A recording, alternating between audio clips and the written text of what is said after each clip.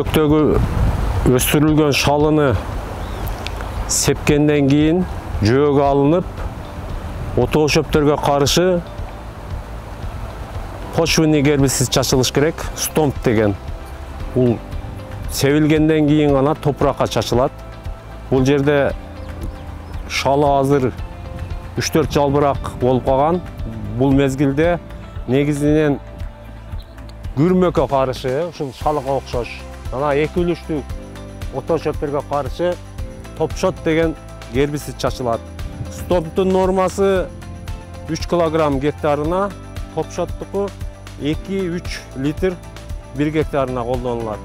Булар негизинен шалынын отоо шөптөрүнө каршы колдонулуучу гербицидтер.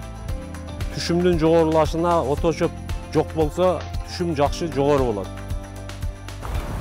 Жөөктөгү шалы 3-4 жалбырак чыгарганда негизинен эки үлүштүү жана ошол дан өсүмдүктөрүнө окшош мына күрмөккө каршы топшот деген гербицид чачылат.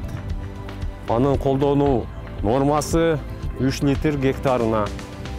Ушул мезгилде чачыш керек. Негизинен отоо шөптөр кийин чоңоюп кеткенден кийин аны өлтүрүш өтө кыйын болот. Эң оптимальный мезгили, чачуу мезгили ушундай мезгилде ушул отоо шөптөргө каршы гербицидти чачкан өтө натыйжалуу болот.